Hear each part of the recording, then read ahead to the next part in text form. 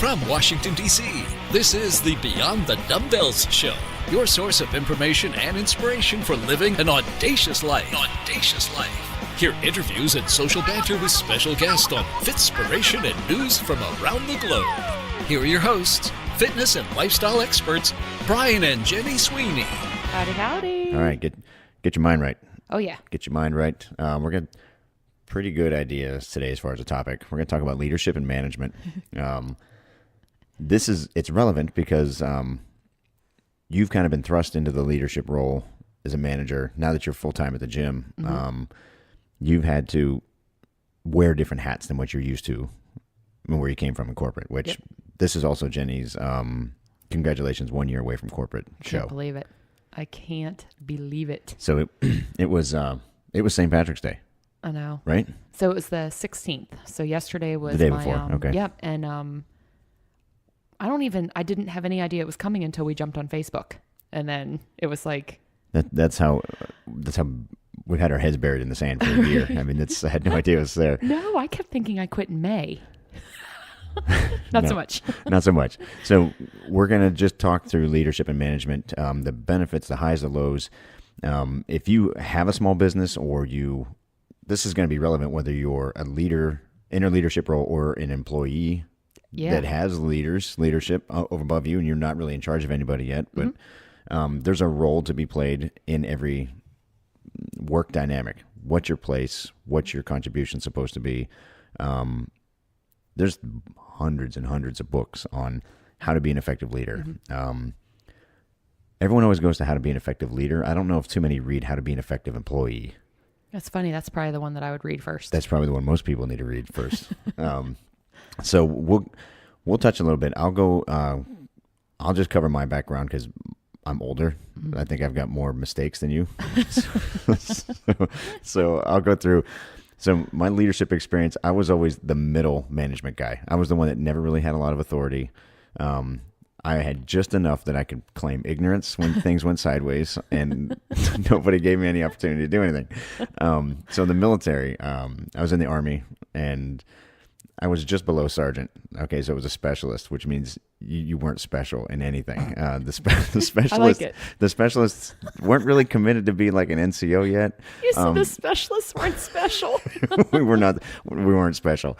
You're not a private, so you're not a complete knucklehead anymore. But you're not really an NCO, so you're not in charge of anything either. This was a very comfortable place to be because I screwed up all the time, and everyone's like, "You're a specialist. I mean, what do you expect?" So I had people that were obviously above me in leadership roles that I respected, and they're the ones that shaped the majority of my dynamic, what I expected to be as an employee, how I would work with others, those above me and below me. And it was you do your job, you do it to the best you can, end of story. Right. The military mindset, you didn't, especially at my level, there wasn't a whole lot of pushback. People didn't just say, I'm not going to do that, or you do a poor job. I mean, you get written out of the military, or worse, you'd get disciplinary action and everything else. So people were motivated to do their jobs. Right. And then when you come out of the military environment, you go into the civilian world, people without military backgrounds, this was the hardest thing for me transitioning out of my last job because it was very military. I found myself in the corporate environment where people sucked. Their work ethic was terrible. Their hours were terrible. Their product was terrible. They didn't have that kind of drive that all those awesome people that I'd worked with before, everyone did their job 10% over what you expected. Yeah. You never had to go clean up anyone's mess. And you mean back in the military? So I'm blending it now because I was military when I was obviously younger, and then right before I got out, before I quit corporate, I was in a military environment, which was very high speed. The top people in the military were in this place I was. Right. And you're saying they even went 10% above. They were 20% over. It's amazing. So I can't imagine everything they did. So my boss back then, this guy, so it was in my 30s, and this guy taught me some pretty valuable lessons, something that wasn't used in the civilian world. So again, real quick backdrop, military till the 90s. I enlisted again twice. I was an IT guy, went back in the military. In school, military, 9/11, military. And then I spent the rest of that time in a special unit supporting the military. Right. So very little civilian experience. When you Yeah. add up all the 17 years, most of it was military. Absolutely. And those people, they set the standard with everything I ever would come into contact again for the rest of my life on how I would lead as a leader and how I expected subordinates and people to run under me. Right. Which means my expectations were 1,000 times higher than what someone was even able to deliver. 10,000. It was a lot. In the old environment, though, everybody thought and behaved like me. So everyone worked under that kind of mindset. And the military, it's a lead by example. Right. You know, you protect my back, I'll protect your back. You know, you always made your boss look good because I'm going to be busy making my boss look good. It worked up the chain. I was going to say, that's funny. I was just about to say the chain of command was very evident in everything you guys did, I'm sure. It was a comfortable place to be. It's like, I know this guy's not going to drop the ball because I need his piece so I can do my piece so that my boss can do his piece. And together we put this thing together, and it's awesome. Doesn't exist in the civilian world. Oh, I absolutely agree with you. Yeah, so we'll come back. So there's my background. Let's go ahead and go into yours, and then we'll try to feather this into some lessons and how, if you're in leadership, you can take some action items from it. And if you're an employee, sharp ears, what you can do to be a rock star. Oh, yeah. So I think, again, my background is completely different from yours. Yeah. So You were a specialist in your world, too. I was something in my world. But I had, obviously, I've had no military background. My dad was in the military, but he didn't do a lot of that. You hear a lot of traditional military families and how they're run. And my dad wasn't that type of, I don't know what the word would be. Type of dad. He wasn't a Marine. No. He wasn't a Marine at all. Marine parents are different than all the other parents. Yes, yeah. My dad was Air Force. Thank you, Dad. Mine was a hippie, so I had no military. There was no military to speak of in my family. But corporate, and I have never done any work with the military or anything. So my idea of corporate was not seeing a lot of people with that drive, and people in, I shouldn't say all of them, but a lot of people that I worked with, they were about protecting themselves. So if a problem or an issue came up, they didn't care who they blamed. It just wasn't their fault. And as far as getting the job done, corporate is, well, I have my own priorities and you have yours and get your job done. Or I heard a lot, that's not my job. And it's like, hold up. Boom. There's the civilian world right there. I mean, it's like, hold up. I am literally drowning. You're sitting around drinking a cup of coffee and you can't even come in and just help me wrap up one thing. And it's like, no. Or the people that, if their job was 9 to 5, they walked in the door smack at 9 on the dot, and at 4:59, the laptop or whatever was on them. They were walking out the door. And now you were approached to be leadership. I was. I mean, they actually came to you and said, "Hey, we want to put you," because you've been with the company for so long that they're like, progressively, you need to move forward. This is just what we do in societies. You need to grow. Exactly. And every single time I sat down and did my performance review or anything up until I went part-time. I don't even remember how long I worked part-time, but up until that moment it was, all right, Jen, it's time. Like, do you want this? And every single time I said no. Why is that? I really hate the idea of being a boss. Why? I don't know. Like, I wish I could say there's some like deep, dark thing. It's just not. I don't want to tell people what to do. You're a specialist. I'm a specialist in the military. What's below that? A private? I might be a private. Private first class. Exactly. I could be a private first class. That's right. But it's not. We joke about this all the time, and me saying, I just don't think that I have the same drive that you do.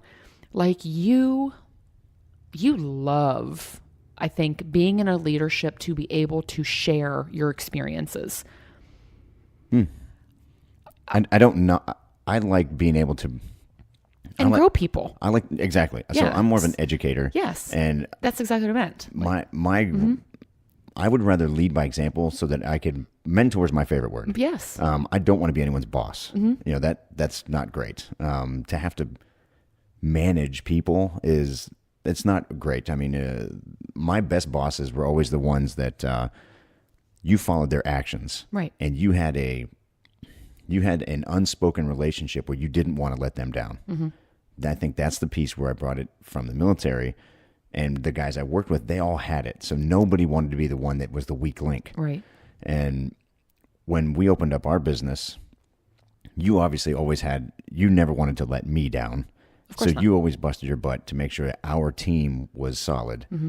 And in the face of all the people that we worked with at the gym, we always led by example.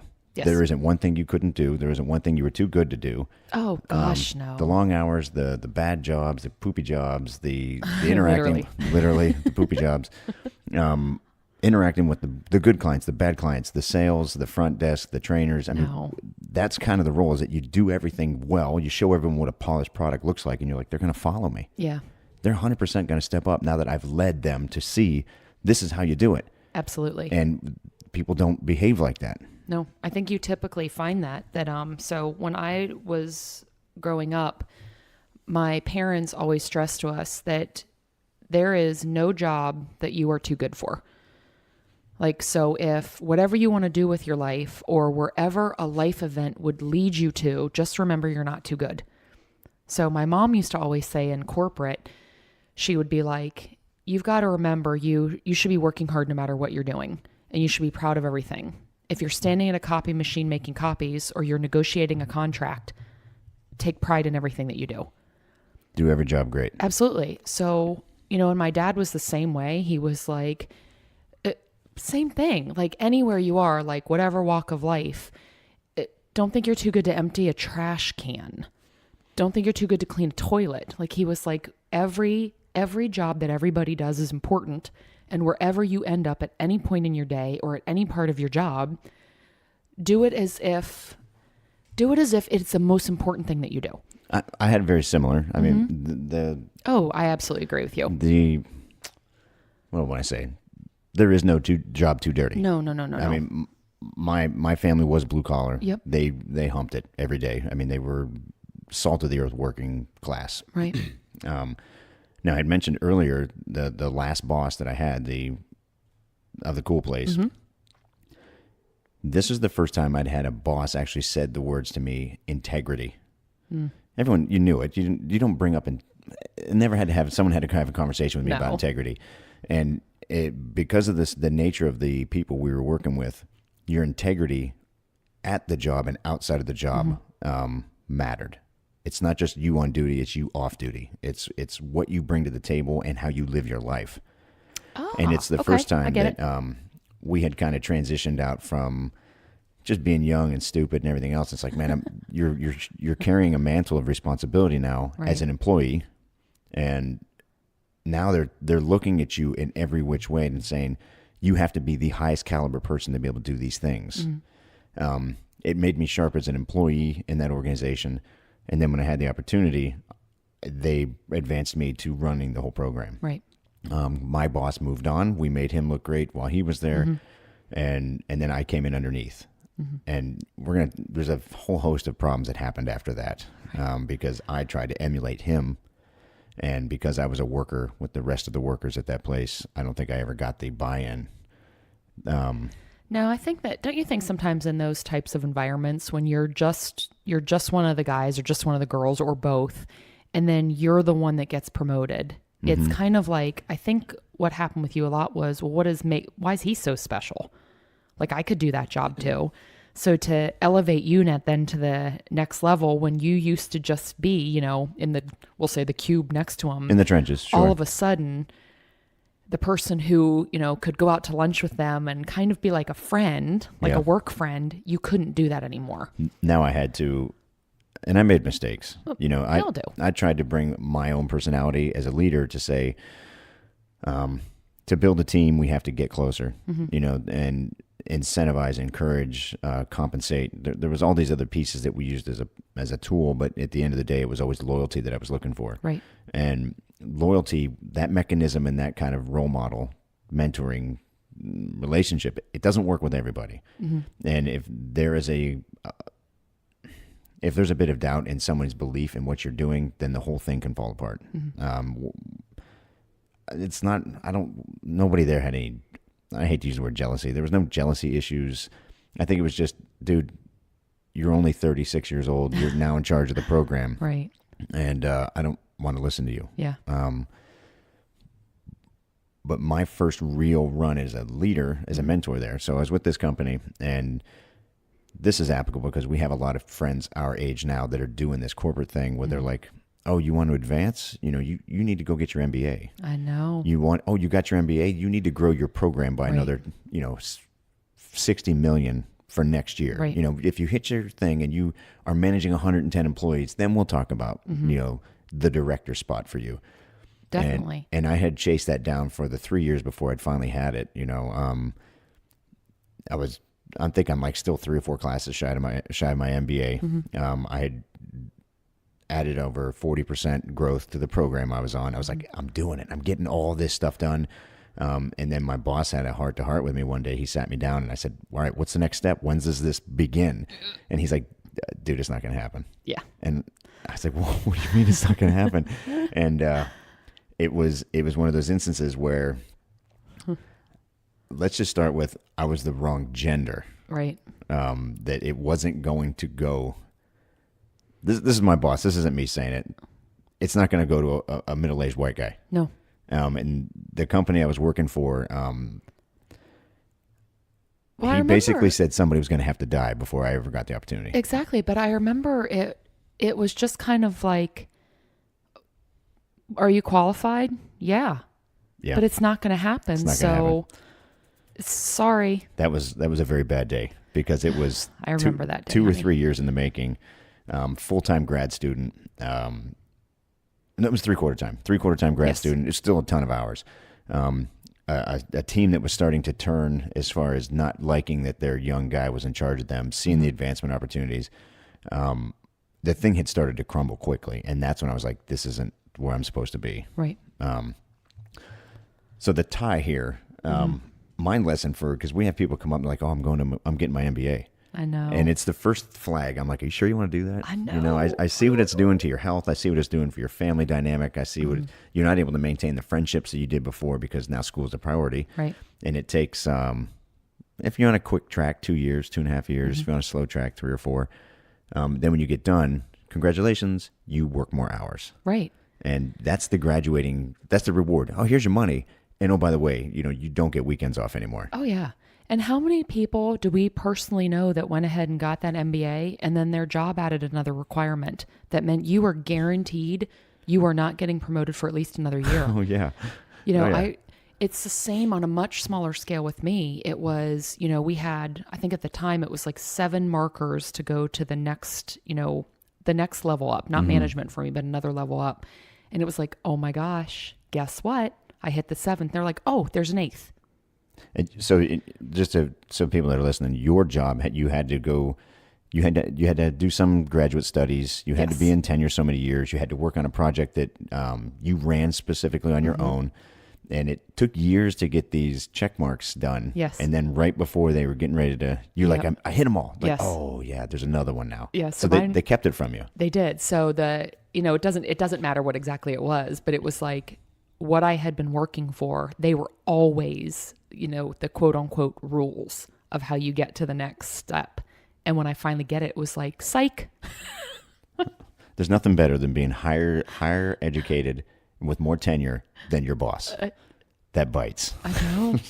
And you're not the one that qualifies. Exactly. All right, so let's see if we can circle with some guidance here. So I'm going to start with, we'll start with employees. Okay. Okay, so as an employee, my experience in this realm was I worked a lot of jobs, and I had a lot of different, a lot of diversity as far as the type of boss, the type of job, high speed, kind of blow off. Right. I've done everything from a bouncer, to the high end cool stuff. Right. Mm-hmm. When an employee starts a job, and this can be applicable, I don't see it anymore. So this is why now it's kind of freaking me out that this generation that we have coming up behind us, they don't carry the work ethic. They don't have that core. I hate using blanket terms. I just said the ones that we've had to encounter. Exactly. I was going to say, again, not everybody. No, but the ones that have been around me. exactly. We have people that didn't know how to sweep a floor. Right. We have people that didn't know how to do their own laundry. We had Yes. people that are still going to other people to help them with their laundry. Yeah. So for their own personal lives aren't together. So forget whether it's like your employee responsibilities, yourself as a person aren't put together. Oh, yeah. Because there's this thing where it's like, back in the day, 18, that meant it was your load to carry now. Yes. And nowadays, 18 means, well, I've still got till 26 before I have to come off my mom and dad's insurance. I'm golden for like 8 more years. I know. What's the urgency? Yep. And we have some really cool friends too, that it's actually strange to talk to them when I find out they actually make their children do chores. That's not normal. Like that's not normal anymore. And then you've got the exact opposite. What's like, my kids don't have chores. They have 45 sports. They have this. Oh, and we have a maid. Yeah. And it's like, but you didn't teach them like the basics. You never taught your kid how to cut the grass or something? Come on. So that's playing into what type of an employee they're going to be. Yes, it's scary. So if you're working for somebody, your goal every day, and I used to have some real serious talks with God about why he had me in some of the jobs that I did. I hated them so bad. Mm-hmm. And it was like, what is my purpose here? What the heck am I doing in this position? I can't stand the place. I can't stand the people. Mm-hmm. And God has roles for us, and we're supposed to either marinate in some crappy job to learn something, life lesson that hasn't come yet. But while you're there, your job is to perform the best you can possibly do. Right. That includes thinking outside of the box. Mm-hmm. If your boss gives you a list of 5 things to do on a day, you put 2 more on there on your own. Yes. You have to exceed the expectation. Yes. Coming in on time is late. Yep. Right? So I don't understand the people that come in like, give me A, B, and C to do, and I'll rock A, B, and C, but don't ask for D and E. You know, at least not for me. I'm not going to give it to you any extra work. Exactly. And I don't get the mindset shift of most of us have a boss. And like, I know you hate when I say it, but I always look at you as my boss because I know you hate it. But my job is to take as much from you as I possibly can, in addition to doing my own job, so that you can do the forward thinking. It is, if everybody kind of just accepted the role, like if you are hired at entry level, you're entry level, do the stuff and then seek opportunities with the person above you to hopefully get promoted or grow. And then I'll seek opportunities. It's almost like a ladder. It's a work ladder. So it is. That is exactly why I was given the opportunity in my 30s to grow a program I had no business growing. Before I left, when I got to work and before I left, I walked into my boss's office every day and said, how can I help you? What do you need? Right. I put it to them. What can I do? What can I take off your desk today? But I think sometimes I think ego can just get in the way. And it's like, I'm not going to. Ego from the boss or ego from the employee? Ego from the employee, where it's like, who does my boss think they are? And it's like, well, your boss is your boss, and trust that they are in the position they're in, and just help support them on their journey, because there will come a time where they may move on and that spot could open for you. You need to be able to run it better than they do. There is nothing that I would love in this world more than if you and I went on a vacation and we came back and everybody in that gym was like, we didn't miss you at all. They're doing that now. It was so freaking awesome. We're seeing some of that now. We're seeing a huge. Yeah, so we do have people that are stepping up. We're seeing a real fun crossover into.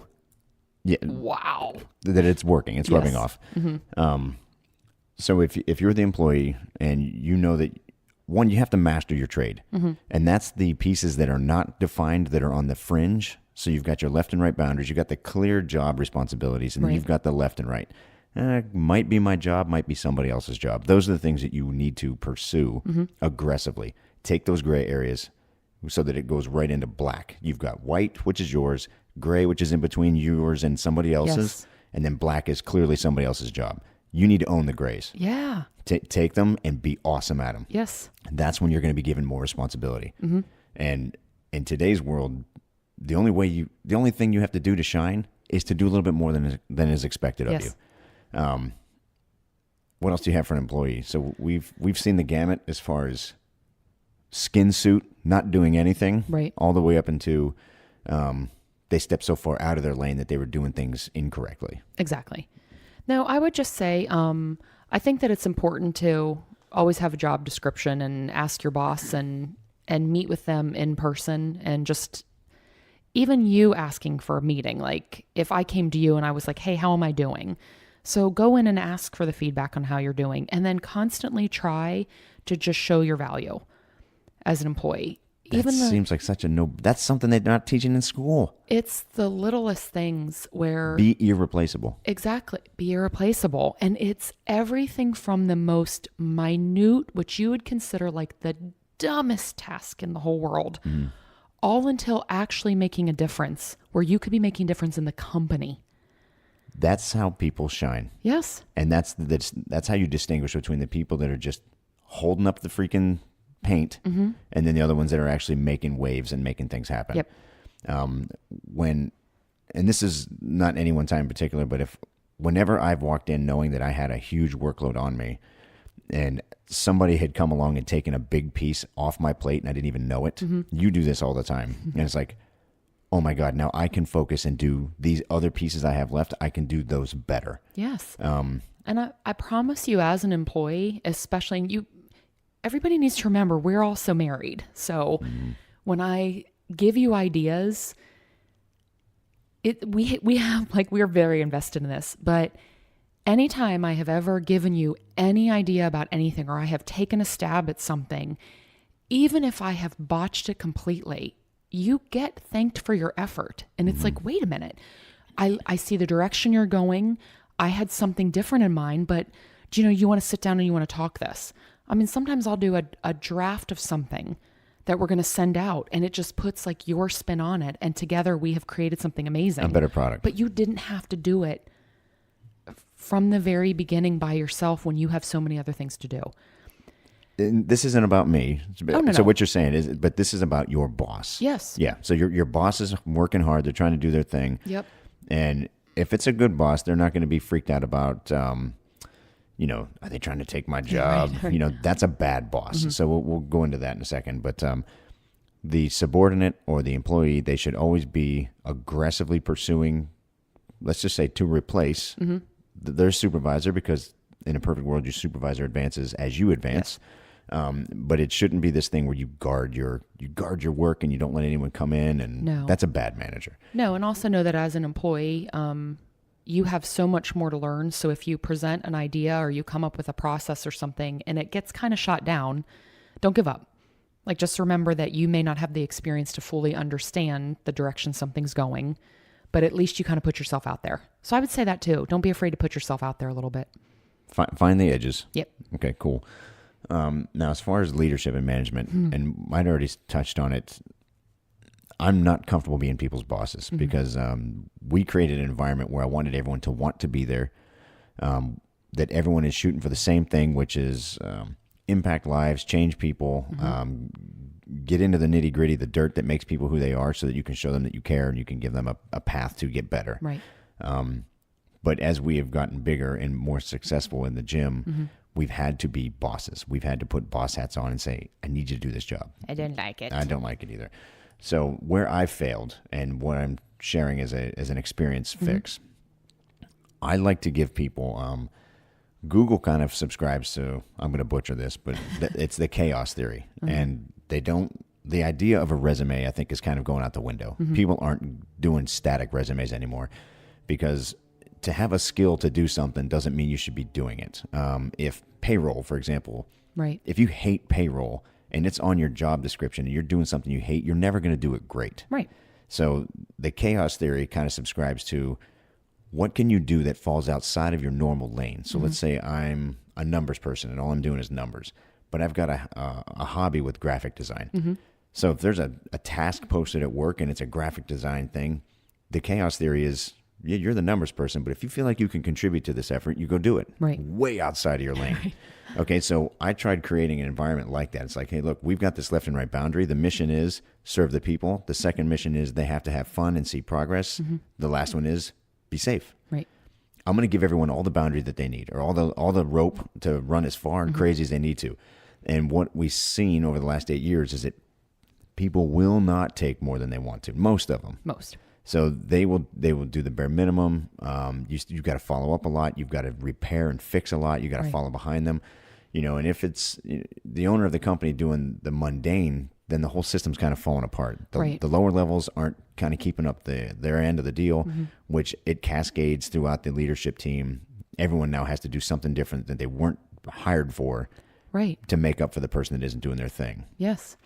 And it's not, and again, it's not a, if you're in leadership, I'm sure there are some leaders that are bungs, but if you work for a really amazing leader, you will see them in the trenches with you sometimes. Absolutely. But they can't be kept in the trenches because a leader's job is to press forward and forward think and grow the business and shouldn't get caught up in some of that. What's the word? Mundane? Leaders have experience to advance everything. Yes. So when you're in a leadership role or you're in a management role, you're there because you have a skill set. Yes. You've made errors. You've screwed up. You know how to fix things now. Yes. And you can shorten the process from concept to execution. So I'm a leader. Problem comes up. It's like, I've done this before. This is how you fix it. This is the fast track. Boom, it's done. Yes. So you're always looking out and advancing. Yes. Which you have to. Yeah. But when I was talking about the chaos theory, I made a mistake because I left way too much leeway, and people, I didn't do job descriptions because I didn't want to do job descriptions. I know. And now, 8 years later, we have freaking job descriptions, and it's got to be, I could have been a better leader years ago if I would have been very explicit. And it was, and I hate to use the word fear, my grind with my previous place where I was a boss and people kind of, let me have it. Right. I didn't want to be in that environment again where it's like, well, I'm not going to make people do things they don't want to. I'm going to encourage them to do things they're good at that they'll take the initiative on. And that way we'll all fill in the gaps where we want to. Right. But at the time we had a team of people that were not taking the initiative and just nothing got done. So obviously a job description is one thing, but having a clear defined expectations on how to execute those tasks. Right. This sounds silly. If you're in a corporate world, this is a no-brainer. If you own your own business and you have to walk in and rub shoulders with people and you're like, I'm your boss, I need you to do these things, you need to execute them to this level. It has to be this caliber. And when I bring my military thing to it, it needs to be 120%. Right. I don't accept 99%. I've had to learn to, but me, myself, I won't produce something less than 100%. I don't know how people do that. No. And I think as leaders, when somebody does, it's something that is not at all, we're going to say their actual job or something, or they've taken the initiative and done something that they weren't asked to do, I get so giddy and like my heart smiles. And it's Dude, it's the best. It's like, I don't think there's a way to understand when you're constantly working at this crazy high level, stressed out and worried about what's to come, that when somebody just does the most basic thing in the whole world and just says, hey, I took care of that. I noticed this. I took care of it. Oh my gosh. It's like a release valve. It is. A little bit of pressure got let out. It is. Yeah, it's nice. Gosh, it's a great feeling. But as managers, you have to set the stage for them to be successful. Yes. Let them run. You've got to give them enough rope to be successful, but their core, remember we talked about the white area, the gray area, the black? Yep. The white, these are your expectations. Yes. The gray, I'd like you to handle these. Yes. The black, don't worry about those right now. Exactly. But I can't tell someone to do the gray. It doesn't mean as much. If I say, hey man, I'm going to give you the white, pay attention to the gray. Right. I'd like you to do the gray, but I'm not going to say the gray because I'm paying you to do the white. Exactly. And it sounds ridiculous. And it's not about pay and value and all that other stuff. I understand that the load I'm giving you is thick and deep. Can you squeeze another % of performance out to help the company? Can you help your company advance? Right. So this goes from leadership down to employee, exceed the expectation. That's the employee. The management, you have to give them the opportunity to be able to do it. Yes. Recognize when they do it. Yes. You can't take that stuff for granted. I did that for a while too. My mindset was, wait a minute, you want recognition for doing your job. That also didn't fly where I was from. Now, if you go drag somebody that got shut off, what shut off, you drag them out of trouble. Now that's exceptional. Exactly. But showing up on time, you don't get extra credit for that. No. And I would say one of the coolest things that we've learned, I think it's fairly recently, is it's okay as a leader to ask your employees how they like to be recognized, or if they don't, if they want to just We keep just learned this one too. Yeah, it's like, it really is, because we're all so very different. There are people who, if you say thank you, it's going to embarrass them. They don't want any recognition. And there are the people that it's like, you know what? I actually would like if you rented a plane and put that I rocked on the back of it. Skywriting. Yes. But it's being a leader, talk to people. Like, just talk to your employees and just say, I've noticed you doing amazing things, or you are constantly doing these tiny, tiny changes. I want you to know I notice them. Thank you. It works. Yeah. We this is new to us because we just started doing this with our folks. It's like, how do you like to be recognized? It sounds so simple because you think everyone, well, I get paid. That's how I like to get recognized. Right. I want to be compensated for my time. But some people do need or want attaboys, cards, flowers, coffee. There has to be some things that are different than the day-to-day. Exactly. Okay. Yep. And you're never going to know if you don't ask. You got to ask. Yep. You got to care too. I Yes. mean, if you come at it like I don't care about my employees, then it's not going to be a hell of a relationship. And they're going to know. They're going to absolutely know. Yeah. I guess the last thing as a management is that if something starts going sideways, you've got to address it right away. And it can, as the relationship is forming, it can make things a little bit uncomfortable to constantly be bringing up what's not right. But after a while, the relationship is shaped so that you can interpret each other's expectations, capabilities, and you're able to produce a better product. No, I absolutely agree. Absolutely agree. Okay. So it's always, we're always learning. And coming from corporate, we saw that piece. Owning your own business, we see this piece. Because we have the leeway to set our own expectations on people, it's a little bit scarier than just working for corporate where it's all laid out already. Right. So they have lawyers do those expectations, and here it's we kind of fill as needed.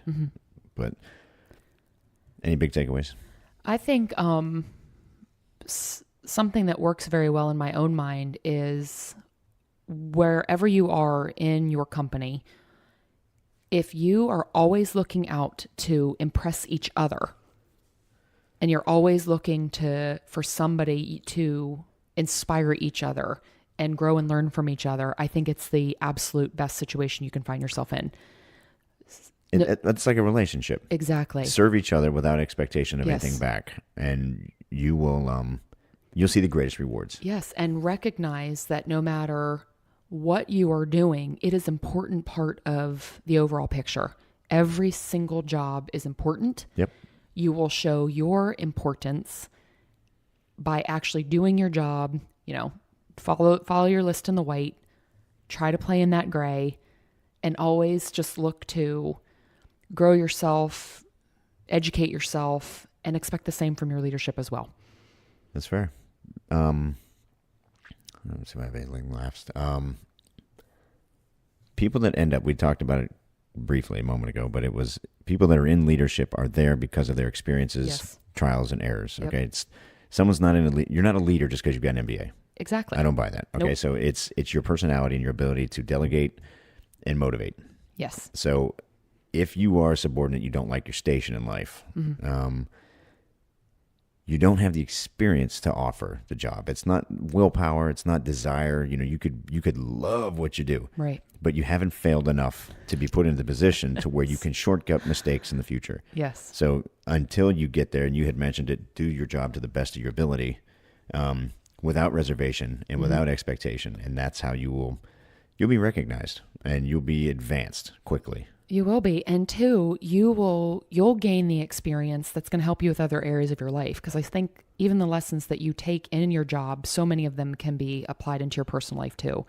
So it's kind of, if you got a little bit of an ego, get rid of it and just learn from the people around you, learn from your peers. And if you want, for us, if you want to own a gym one day and you're going to start working at a gym, start paying attention to everything that happens.